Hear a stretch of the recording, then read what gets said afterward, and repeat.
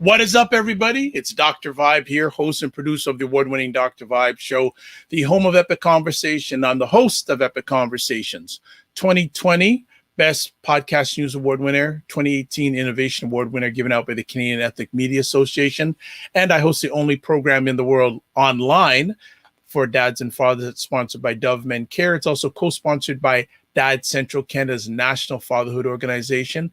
And I also am the board chair for the Global Food and Drink Initiative, which is a multimedia not-for-profit that showcases Blacks in the diaspora that are doing their thing in food, wine, and travel.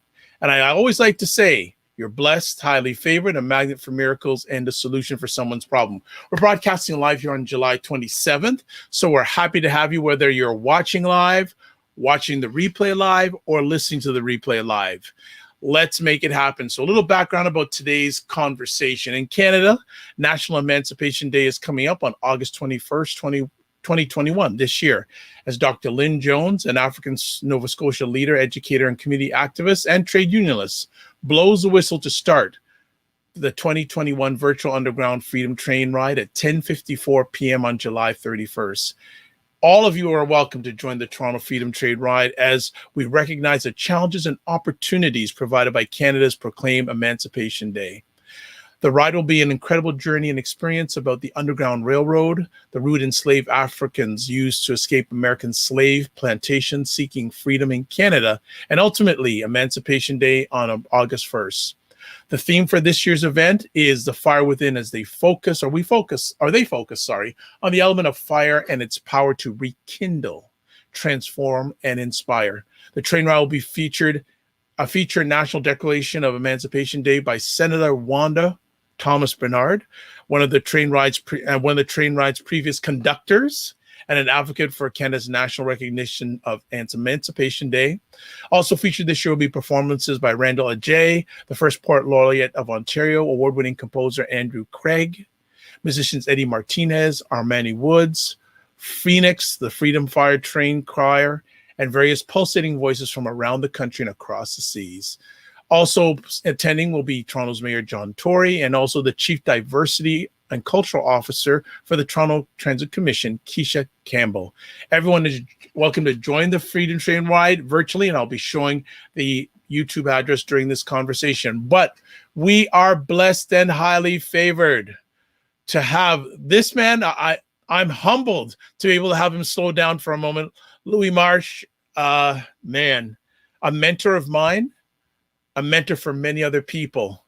And whenever I call Louis, I always say, Dr. Marsh, and he goes, Dr. Vibe, you got to stop calling me that. And I say, I'm already claiming it that one day it will be Dr. Marsh. And Louis does so many things that I'll let him share with you. So let's welcome, he hasn't been on for a while. The last time he was on, he was with L. Jones and some other people, but we have him today. Louis Marsh, how are you? Live and direct. Beautiful. Feeling good, feeling excited, feeling inspired. And it's a busy time of the year for us because of the Emancipation Day Declaration, but also because of the Freedom Train and the fact that it's an opportunity to highlight, showcase, recognize, celebrate what is going on. What does Emancipation Day really mean? And how does the Freedom Train ride intersect with it? And, start asking and interrogating the purpose of Emancipation Day and what was his intent and where are we today. So for me, there's so many stories to be told. And for me, it's exciting because there's so much interest. So happy to be on the show with you today and happy to have been on the show before dealing with other community topics, but also happy to be here with your audience. Thank you. We are happy to have you. We are really happy to have you. And I jokingly say that, we got to slow him down, but it's a reason you have to slow him down because he has purpose and intent for Black Canadians. And I think Blacks all around the world, not just in Black Canada, global. Louis is on a global mission to help Black people. So Louis, let's talk about the background behind Emancipation Day first. Why is it of significance, in your opinion, to Black Canadians? That's a big question, because sometimes we get carried away with just the front page of the book.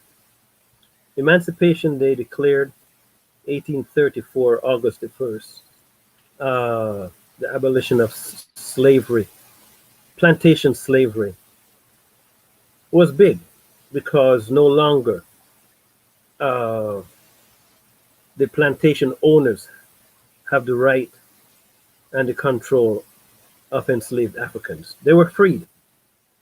That was 1834.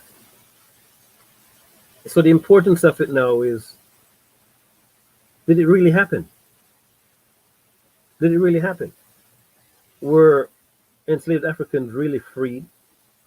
And to what extent did August the 1st, 1834, create a pathway for freedom? It was proclaimed by the British government, accepted in its territories, which is America and Canada, and around the world.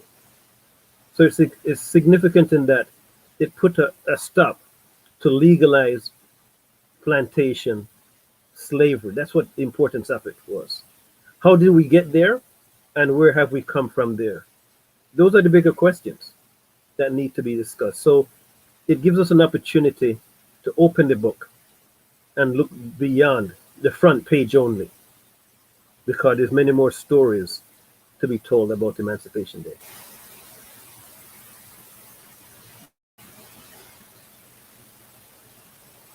Okay, I'm not hearing you. There we go. A very good friend of yours, Mr. Danny Stone, is watching also. So yes, I I'm know. glad to have him on board. Absolutely. One of the things, Louis, that a lot of people outside of Canada don't realize is that we have a history of slavery in Canada. Yeah, Could you address that? this is important because it's not really documented in the history books. It's not. We had one student. I was a board director with the African Canadian Heritage Association, which has been teaching African and Caribbean history to children in our community since 1969. That's 52 years. Wow. And that program started when kids were coming home from school, bawling their eyes out. They didn't want to go back to school because every depiction of Africa or Black people was in a negative sense. It was negative. They didn't want to go back to school. In fact, these children are coming home and putting talcum powder on their skin, saying that they wanted to be white. They were walking around the house with like white towels on their head, saying that they needed white hair. They were putting clothespins on their nose, saying that they wanted pointed noses. They didn't want flat noses. Yeah.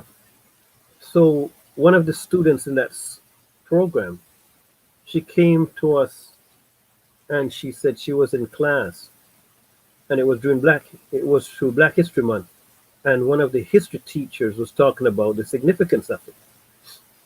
The significance of it. And she said, oh, that was in America. We didn't have slavery in Canada. So the student, who was 11 years old at the time, puts up her hand and says, Miss Teacher, there was. And the students in the class are looking at her because they know she knows what she's talking about. But when the teacher said, no, she came back to the program and she asked us for evidence so that she could take back to the class and share with the teacher of slavery in Canada. She became the residential expert in the school on slavery, Black history, African history, because she had the facts to show that there was. But the teacher today is still not convinced that it existed. But evidence is out there. We have premiers, we have big business people that had slaves in their households doing slave work. Simcoe Day, yeah, he also had slaves, a governor. Like the history is out there, but nobody wanted to tell that story. Nobody wanted to hear that story, but that story needs to be told. So yeah, we did have slavery here. The estimate is over 3,000, sometimes 6,000, uh, that were treated the same way slaves were treated in America. So Wow. Emancipation Day is important because it also brought an end to legalized slavery, not only in Europe, but mostly in America, in Canada, Brazil, and around the world. So it did Wow. exist. What did it take for Emancipation Day to become a national holiday in this country? I know the story, you know the story, but a lot of people, not only internationally, but especially in this country, many of them that look like us are not aware about the struggle it took for this to become a national day. Yeah. I'm going to take a step back. Sure. Uh, abolition of slavery didn't happen because of any benevolence by the British. They were forced to because at that time in history, there was massive plantation revolts taking place. We had just come out of Haiti with the Haiti Revolution. There were revolts on a lot of the plantations in America. Sugar cane, the need for that sugar cane. There was competition now with beet sugar. It was becoming too costly to run the plantations. And there was a movement in America and also in England that people saying this is inhuman. We're Christians. This is not what we're about. So you bring all those forces together, and they had to abolish it because it showcased and highlighted not only the inhumanity that was taking place, but it also showed that this Christianity that they were proclaiming as their staple, as their anchor in their lives, in their history, was only being applied to certain people and not to others. So there was a massive revolt, not only on the plantations, but the social conscience in Europe and America to bring an end to it. So it wasn't done out of any benevolence. It was done because they were forced to. It took us many years. People like Rosemary Sadler from the Ontario Black History Society, Jean Augustine, Senator Wanda Bernard, to advocate with the government at the municipal level, at the provincial level, and at the national level. And it wasn't until March this year that the Canadian government finally decided to declare it a National Emancipation Day. So this didn't happen again through benevolence. It happened because there was advocacy for them to acknowledge and recognize it and declare it. So this was from 1834. Now we're in 21. That's many years, a century plus before they actually declared it a national day here in Canada. So Emancipation Day, even though it was declared in law, was not in reality in action. So yeah, so we give credit to these people that forced the government to do the right thing, and now we have an opportunity to recognize and interrogate truly what Emancipation Day is about. Thanks for that answer. And I remember speaking to Rosemary Sadler the day of that vote. Yes. And she was walking, she said, and she was on pins and needles because she was listening to every person's vote. Yes, yes. And she was like, and it almost when it got approved, she was a little bit in shock. She didn't really think it was gonna happen. In fact, it was a unanimous vote. Yeah. It was on March the 24th, 2021. It was a unanimous vote. How could you say no to it? This is history. It's not only the history of black people, but it's the history of Canada. Why do you feel it took so long? Because there were people that were still benefiting from slavery.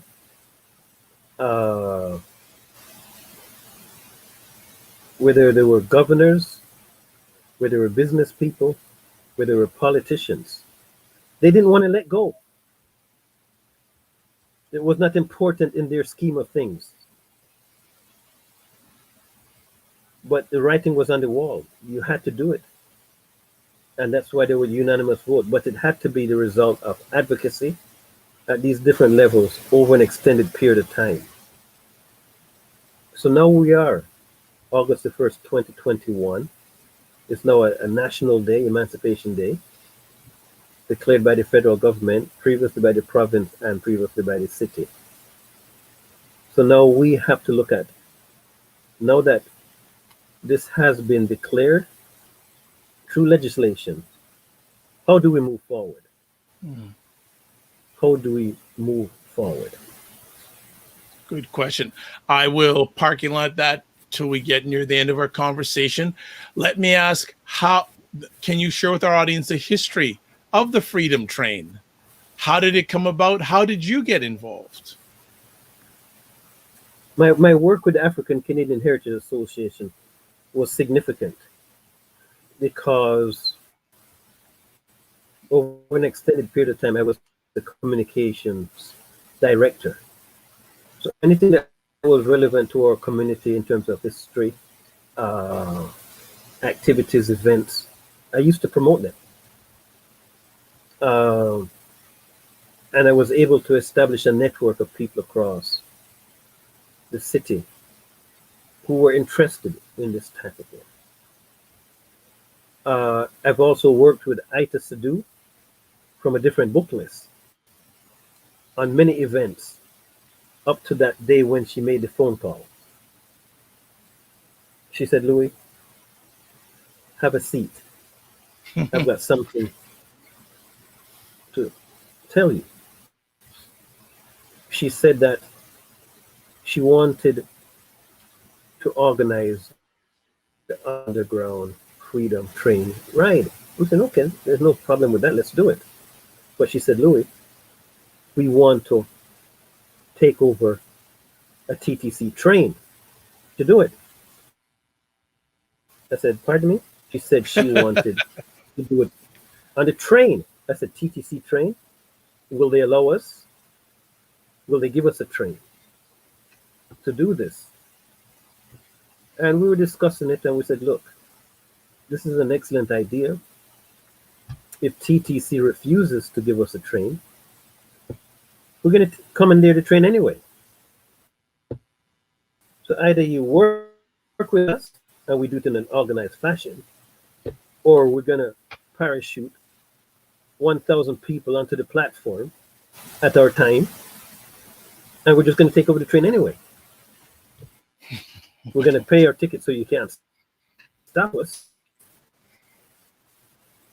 So she said but then we said, it is possible and it's going to happen.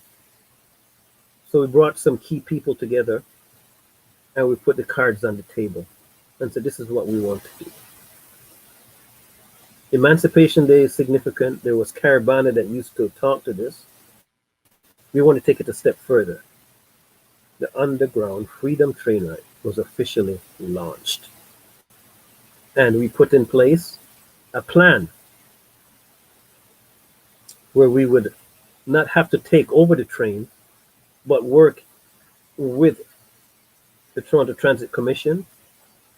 There was the person responsible for the TTC group from the City Hall, Josh Cole. He bought into it. He was the head of that commission at the TTC. He bought into it. Nice. And we sat down. We told him the plan. He agreed. And he has been one of the biggest supporters of that, even though he's no longer at City Council. But he gave us access to the people at TTC that could help make it happen. So yeah, that's how it started. And then when we sat down and we started putting the pieces together, we realized how significant this was going to be. And we were surprised at how it unfolded, but we had a plan and we brought it to life. Wow. Fantastic.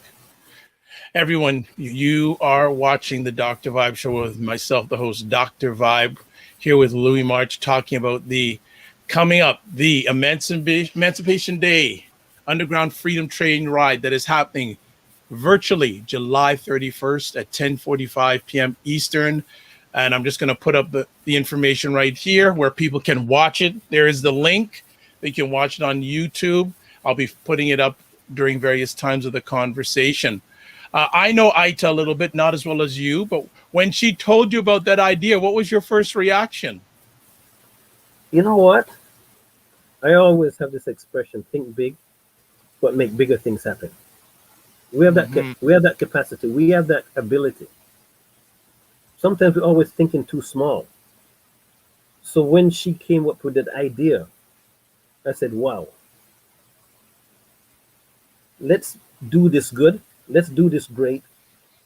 Let's impress people, because it would give us an opportunity to not only discuss Emancipation Day and the importance of it, but also the Underground Railroad and the significance of it as enslaved Africans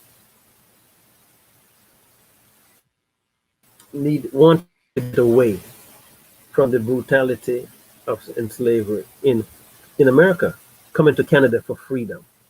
And it's not that there was like a plane ticket or a train ticket or a bus line for this pathway to Canada. And the Underground Railroad, imaginary in many cases, but real in many cases, was a patchwork of houses, people that wanted to help under the leadership of Harriet Tubman, who risked her life to create that pathway to Canada for freedom. So when Aita mentioned it, I'm saying, look, this is a win-win situation, not only for we as a community, but also for Canadians that still did not know or understand the importance of Emancipation Day or the Underground Railroad. Nice. Very nice. So from the time that Aita came up with this idea to the time it became live, what period of time was that? And were you involved right from the get-go? Yes, I was involved right from the get-go because I wanted to make sure this happened. Because there was distractors, people that didn't think it could happen or it would not happen. But I'm saying, if you're going to think big and make bigger things happen, here was our opportunity to make bigger things happen. Because this was never on the vision board of anybody in this country. So it was brand new, but it had so much potential. So day by day, we started plotting and planning and plotting how we could make this happen. And 9 years later, this is our 9th annual this year. I look back at that first year and I look at the video footage, and it was quite the event. It was quite the event because Toronto had never seen anything like this before. Our community had never seen anything like this before. And not only did we make it happen, we did it on a scale that surprised the heck out of a lot of people. Black people and non-blacks.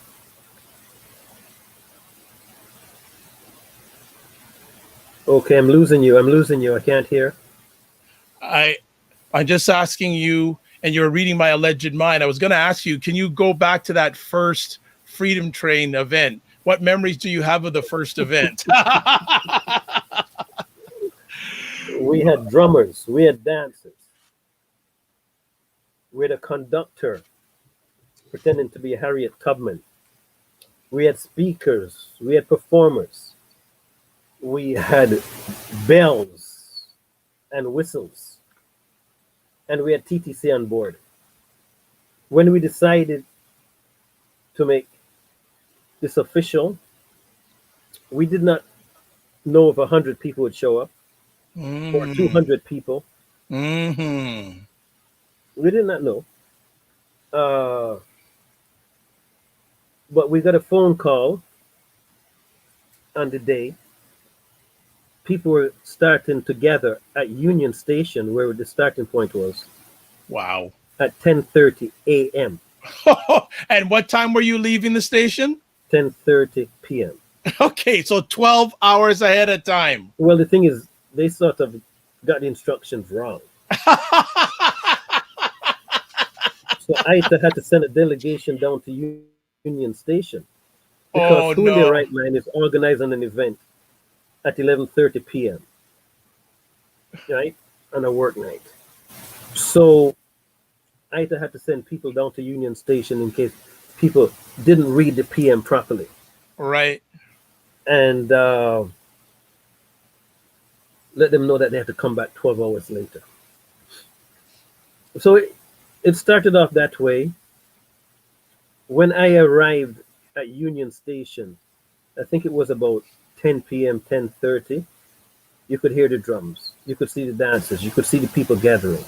Hundreds of people were there already, and we weren't scheduled to leave Union Station until 11:45. The people were gathering at 10 o'clock, 10:30. There was an excitement. There was a buzz. There was an electricity in the air. People were dressed in African outfits. People were smiling. People were greeting. And I'm saying to myself, wow, this is a home run.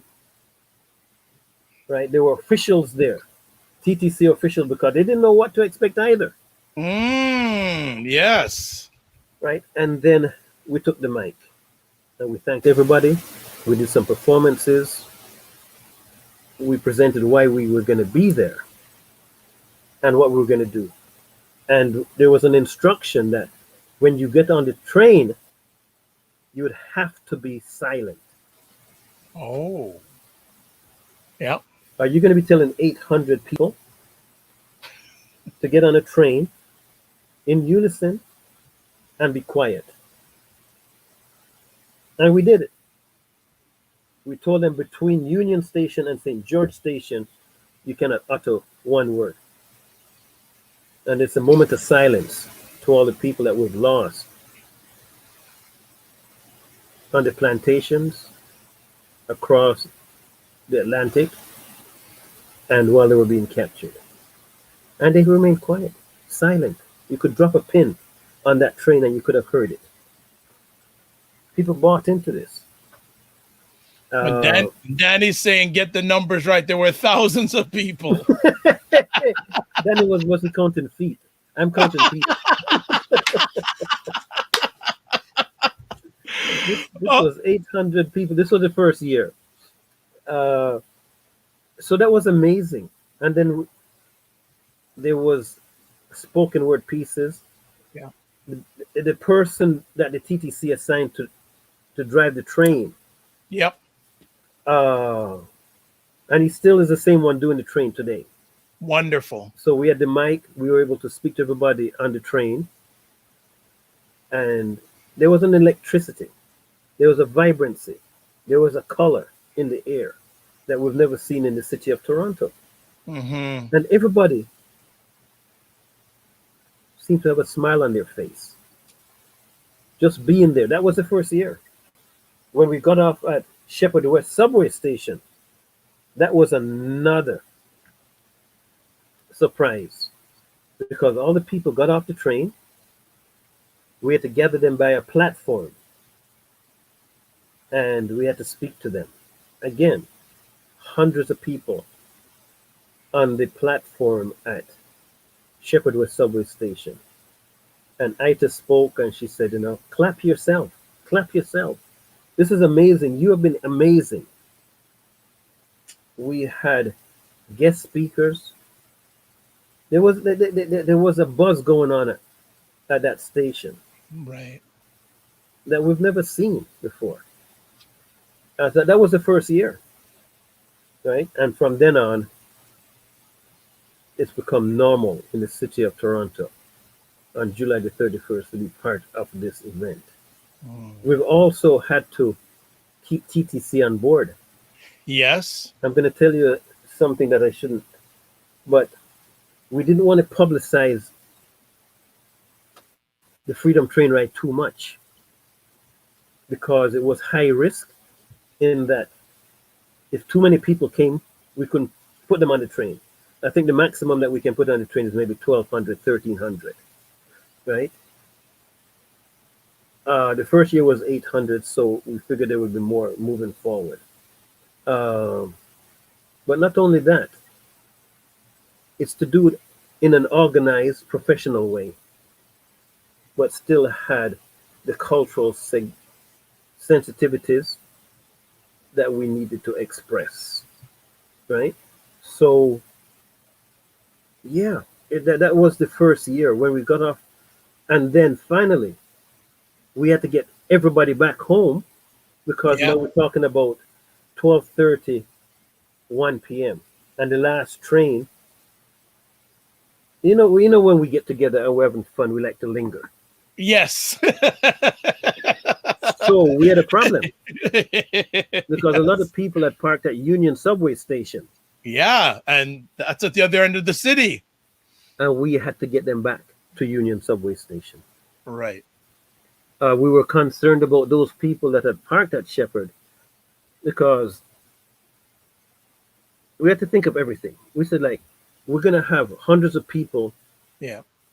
leaving Shepherd Station. Black people, what are people going to be thinking? Are we taking over the city?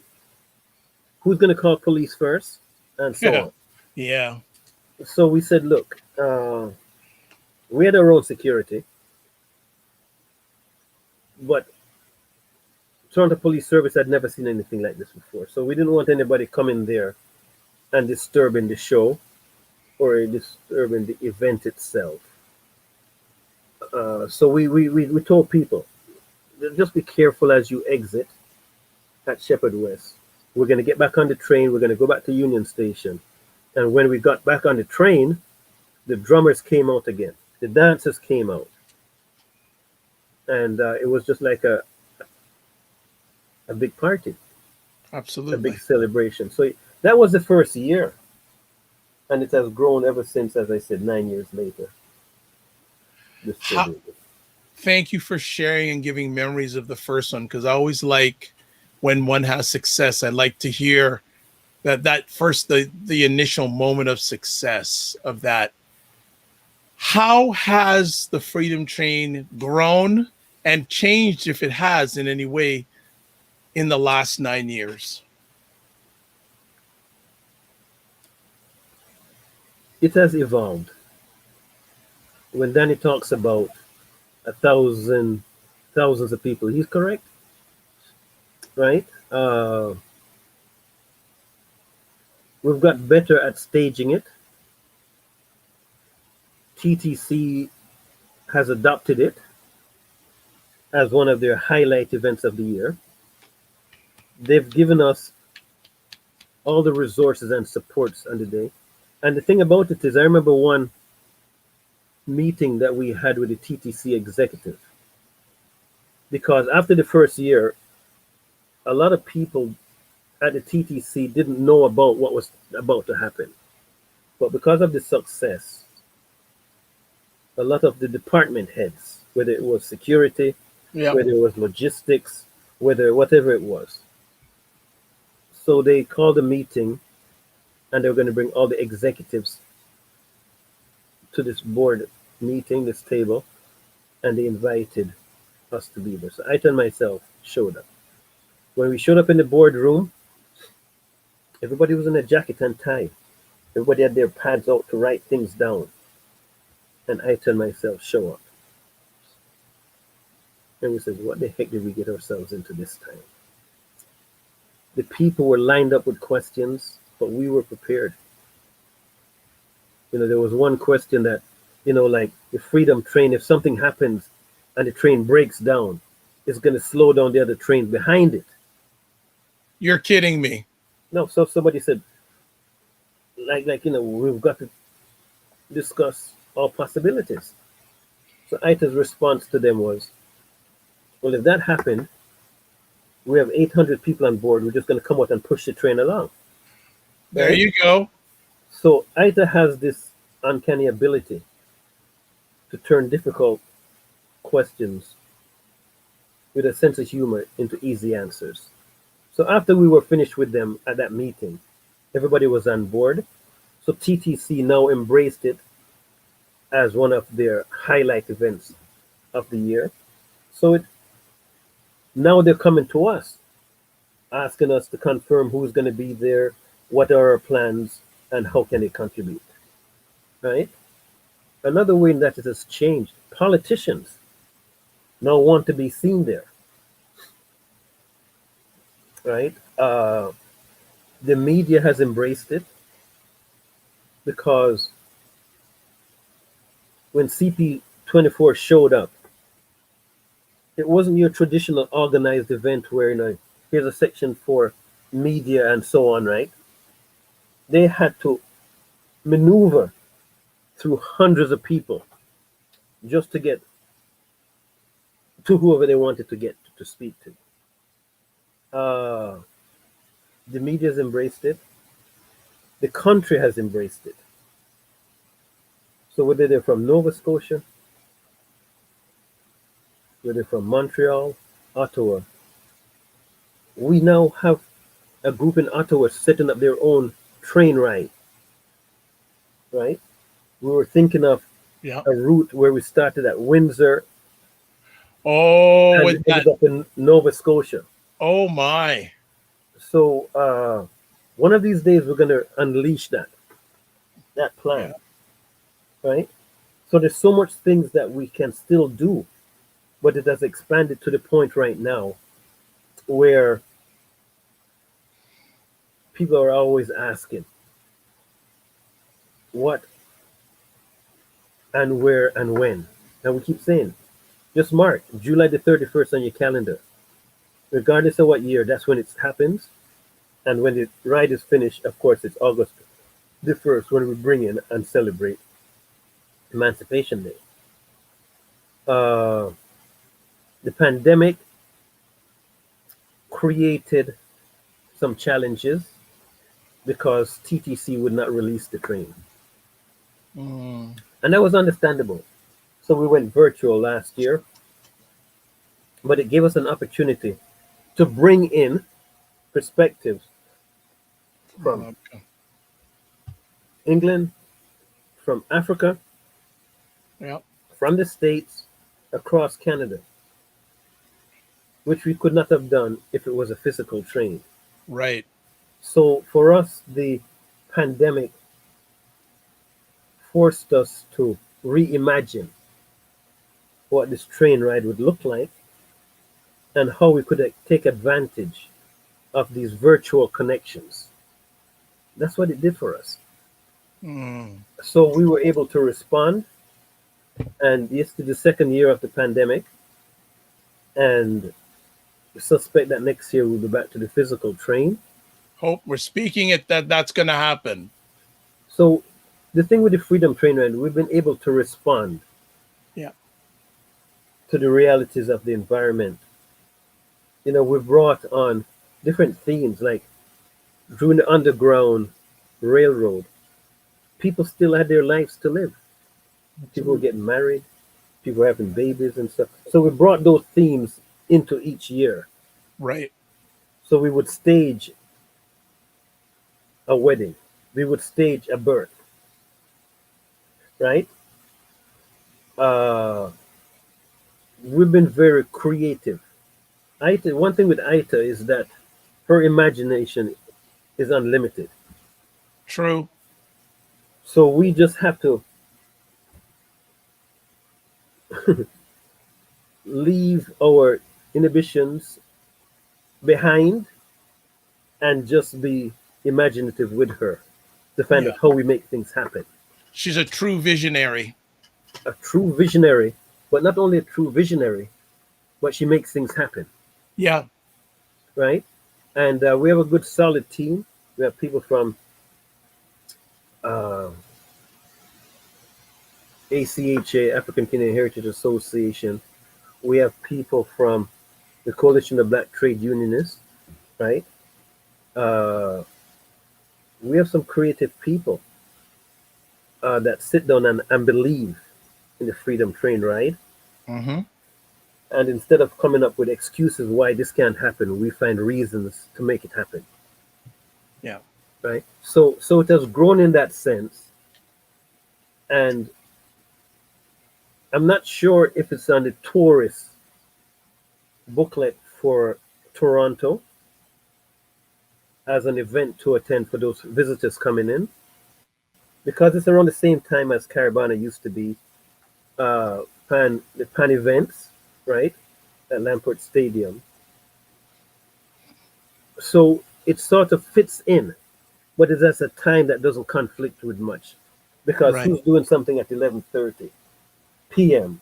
at night, right? So we've been able to respond to whether it's COVID, the pandemic, the demands for it, the interest in it, and also to broaden the scope of it.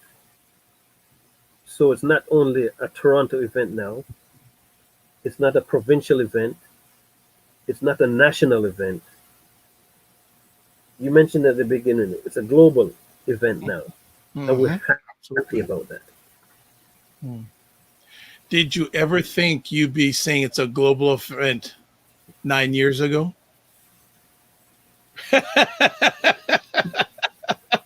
I We know were just, Ita did. I know Ita did, but I'm asking you. I don't have Ita. no. We were more worried with the Toronto Transit Commission, Yes. Toronto. Then when we went to Ottawa, and then Nova Scotia came on, then Windsor, we started talking about Windsor. When the pandemic hit us, we had no choice. We had to go global Yeah. because it gave us that opportunity. Because we're still trying to stick to the train ride, but then I just started talking about universal. Like we're sending rockets to the moon. Mm-hmm. You know, maybe we should be part of that too. So there was no box that we were working in. In fact, we broke down the box, and anything that came up, we figured, how do we make this happen? Excellent. Excellent. Some comments here from Danny saying, yes, we need to do the train ride from Windsor to Nova Scotia for sure. And then Scotians would welcome everyone on the train with open arms. And Danny is so right. Uh, you mentioned the word visionary. Yeah, we need to be visionaries now, and there's no reason why we can't do it because we've got the train tracks, Exactly. and it's just a matter of putting a train on it. That Exactly. is that is going there. So it will happen, and you can imagine what that would look like. Not Wow. only for Oh, us, but it's Canadian history. absolutely. It's Canadian history. That's the important thing about this, right? Uh, Ita talks about when we lined up on the platform for the train, and people are wondering where everybody's going. So the train never stops at any station; it just runs right through, right? Correct. So people would find out where's this train going, and they jump on board. And there was a white family one year that saw us on the platform, and they jumped on the train. And not only did they jump on the train, they couldn't get off because the train didn't stop until it got to Shepherd West. Right. But that same family now has showed up every year and brought more people with them Wonderful. because of the presentation, the event, and the importance of it. Right. So we have to give thanks to all those people, whether it's TTC, whether it's Rosemary, whether it's Jean Augustine, whether it's Senator Bernard. A lot of people have put time and effort to make this happen. We're just the planning committee to make it happen. So when Danny speaks about from Windsor to Nova Scotia, Oh, so Danny's also speaking again. He says it's just a matter of working with Via Rail. It would be great for Via Rail for publicity and experience that I think many people would never forget on that ride from Windsor to Nova Scotia. Yeah, I agree with Danny. I don't think it would be a hard sell for Via. no, something, and just imagine it. Imagine, I'm not sure what the time frame is on it, Yeah. but that has never stopped us from doing what we know is right, not only for our people and our community, but for Canadian national history. The Freedom Train, the Underground Railroad, the black porters that used to administer on these trains, they're part of Canadian history, Yeah. and this gives us an opportunity to highlight them and also educate others about the missing chapters in our history books. Very true. Over the years, are you seeing more and more younger people show up at this event? We've made a deliberate attempt to include young people. So they have come out. When you look at the audience, the demographics, Yeah. there are young people that are present, uh, participating, performing in a meaningful way. The thing about it, the demographics of those people attending is a wide range in terms of age, in terms of gender, in like everything. Like there's a diversity. If you want to look at what the city of Toronto looks like, come on the Freedom Train ride. It's a good point. Come on the Freedom Train ride. Um, yeah, so young people have come out, and we've made deliberate sections within the train ride where young people have to lead, whether it's through performances, whether it's through spoken word, whether it's helping with security and stuff. Mm-hmm. They have a role, and we're very deliberate about that. Excellent. Excellent.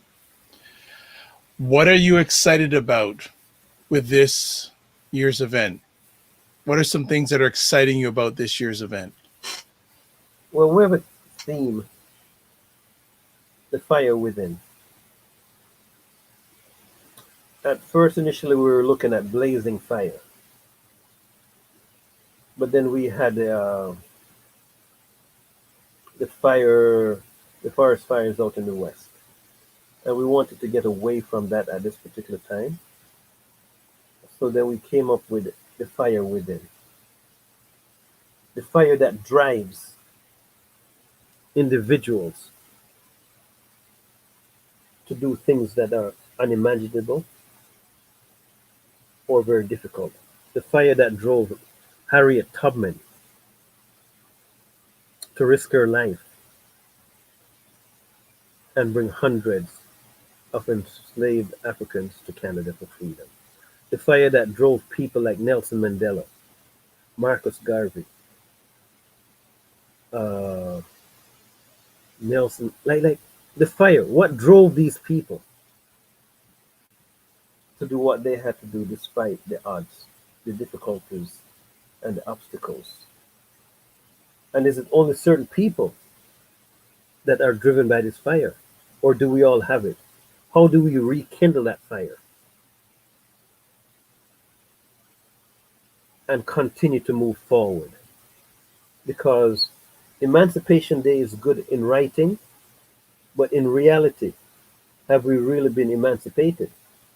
And who's going to do the emancipation? Bob Marley makes it clear. None but ourselves will free our minds, right? So Absolutely. the theme is about the fire within. There's millions of people that have fought for freedom. There's millions of people that have fought for liberty. There's millions of people that have paid the ultimate price in death for the thing we call freedom. Is freedom really attained for us as a people? Is it a constant challenge? Is it work in progress? And that fire within, we have to rekindle it to let people know that we're not there yet. We're not there yet. So the fire within excites me this year because we had to do some filming around a bonfire. I shouldn't give out all the details, but It's okay. the fire within. We want to rekindle that drive, that inspiration again. That was the focal point for a lot of our great leaders. And we want people to realize that the fire is still burning. Louis, question for you, just to add on to that point, just to take that point to another level. The events of last year, especially, we don't have to go into depth, but last year was a year for a number of people of heightened awareness of our struggles. Do you feel that the fire has sort of gone out a little bit on people's awareness and acknowledgement and wanting to advance that struggle? Is that part of what the fire within is there, or is just to take the fire to another level? No, the pandemic has forced us to investigate, interrogate, and question a lot of these relationships that we have with major institutions, and how do we respond. It has exposed a lot of the racism in society. Who was going to get the vaccine first? Who was going to get it last? What about who was going to get infected by the virus? The frontline workers. Yep. What did they look like? Who were the ones that were able to adjust and manage without any difficulty, and who are the ones that were going to have the most difficulty? Like today, they made an announcement that there's certain people in certain neighborhoods of the city that still have not got their first vaccine. And you look at those neighborhoods. Yeah, in Toronto. Yep. Right? So it has exposed the inequality and the deficits of society. And that's why the fire within. We can't press a pause button. We have to drive. We have to drive this train. And we cannot stop it. So it has exposed a lot of the inequalities, racism, poverty, and so on. But it's also given us an opportunity. Yes. It's given us an opportunity to talk about this subject material that you couldn't have spoken about 5 years ago. If you spoke about anti-black racism 5 years ago, or white privilege, people would look at you as though something's wrong. But now it's become common currency to have these discussions. But the solution to solving these problems, the train ride is about whose hands is it in? Is it in their hands, or is it in our hands? So the fire within for this theme is to rekindle and make sure that we do not lose it, because too many people have fought hard for us to get to this point.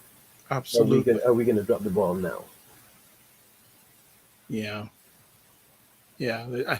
I think you would agree with me. We're at a very critical crossroad in Black Canadian history. Well, The a next, lot more people are interested, but I don't want it to be a one-off. well, see, that's what my concern is, right? That's what we as um, leaders like yourself and Ida, we have to keep the pedal to the metal. No, no, exactly. You couldn't have said it any better. There's no pause button in our work because we still see the economic, social, cultural gaps. We still see them, right? The history books still have not told the full story. Absolutely. And so it's up to us now to grab this initiative, this work, and push it forward. And yeah, freedom is work in progress. But there's no pause button in the fight for freedom. Yeah. There cannot be a pause button. We can't take it for granted. In America, after the Emancipation Day was declared, they were going to give all the enslaved people 40 acres and a mule.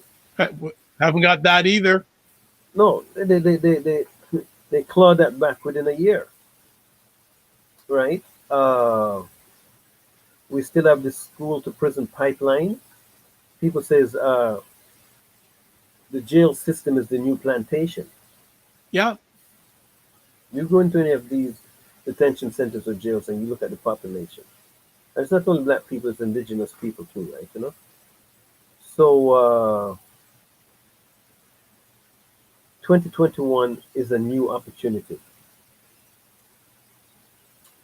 to work harder and engage many more in the ultimate objective of Emancipation Day. What it was about. It was freedom for all, not only for some. Absolutely. Absolutely. Absolutely. There is so much more I'd love to get into, but this young man has many, many things on his plate, and I don't like to waste his time. And because, as I say, time never lost a fight. No. You know something, Dr. Vibe? You have mastered this new technology of communication and engagement. You've won several awards for the work that you've done. You've used your platform to discuss difficult topics or topics that people didn't want to hear. You've brought on guest speakers that have brought their expertise, and you've been willing to provide that platform so that people that want to learn can learn, and people that want to be engaged will be engaged. So it's not a matter of wasting time. This is all part of the work itself. Yeah. And it's not just work. A lot of times it's hard work. It's hard work, but as I've told a lot of people that work with me, if it gets too easy, get suspicious. The oppressive system has 400, 500 years experience at what they do. They're not going to make it easy. So if I go through a day and everything I planned for happened the way it was planned, I'm wondering, how come? Yeah, exactly. So we're expecting pushback. We're expecting obstacles in this work. So this is why this is so important, what we're doing here. Because your audience now will get a different perspective, but they will also see the evidence of us pushing forward. Push. It's an important word for me. Push. Keep on pushing. Keep on pushing. Keep on pushing. Folks, if you want to find out more information about this important event coming up on July 31st, I'm putting the link here. You can go to Everbright. Here's the link here, or just put in Underground Freedom Train in the search engine of Everbright. You can find more information there. You can also go to Twitter at Freedom Train TOR. You can also go to Instagram, Freedom Train TO. Also, if you want, you can contact the gentleman we have on the screen here, louismarch.to on Instagram. So if you can't be there in person, but you can be there virtually, and get ready, because this is going to be a big event. I think next year is going to blow everything out of the water. So you're raising the bar. Yes, I definitely. We're raising the bar, not me. Mm-hmm. We're raising the bar. And a good place to go also is go to YouTube and put in Freedom Train Ride Toronto. Yes, you'll see highlights. When you look at the people that have shown up, a lot of them have shown up with their phones taking video clips and their pictures. Yes, documenting. You see, there's some amazing video clips. There's some amazing video clips of some people going, "What is this all about?" Like, those are the ones I like the best. Those are the ones where people are just going, "Oh, what's this?" Just go to Underground Freedom Train Ride Toronto or Freedom Train Ride Toronto, and you will see some of the video clips that people have posted. And I have not done justice to the excitement and the energy and the buzz of that day. Sometimes you just have to feel it. And the video does a better job of showcasing, highlighting that. Absolutely. And there's a pile of content. You can even see the whole virtual ride from last year too, if you want. So just put in Underground Freedom Train Toronto in the YouTube search engine. There is a number of videos there. Mm-hmm. A number, time doesn't permit. I would put part of one up now, but I know time is not permitting, and I know Louis has things to do. So we will say that. What I'm going to do, and I'm just going to start doing this practice, is do a little of a reading before we close out here. So this is an excerpt of something called "The Present is All There Is." So it's about 30 seconds, family, so just hold tight. So here we go. We're struggling with a lot of tensions right now. We've been reminded of our mortality, yet we're wasting days just for things to get back to normal. We're confined, yet we're restless. We've never had so much time on our hands, yet we have no idea what to do with it. There's nothing new here. As Marcus Aurelius would say, during wartime or a plague, as the emperor or a pauper, in good health or old age, quote, the present is the same for everyone. Its loss is the same for everyone. So remember, folks, stay present in the present, because that's all there is. So I just wanted to end off with that. Excellent quote. Excellent quote.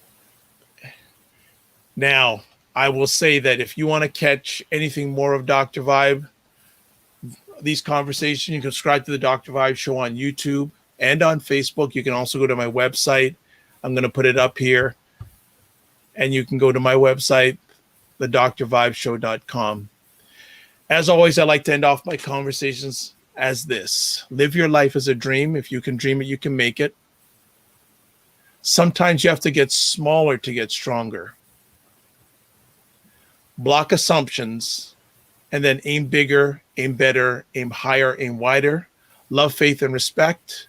And remember to give yourselves grace. Hope to see you virtually on the 31st. Hope to see you next year on the 31st. And follow Dr. Vibe. We got a lot of great stuff coming up. God bless. Peace to all. Keep the faith. And thanks for watching live on the replay or listening on the replay. Good night, everybody. Thank you again.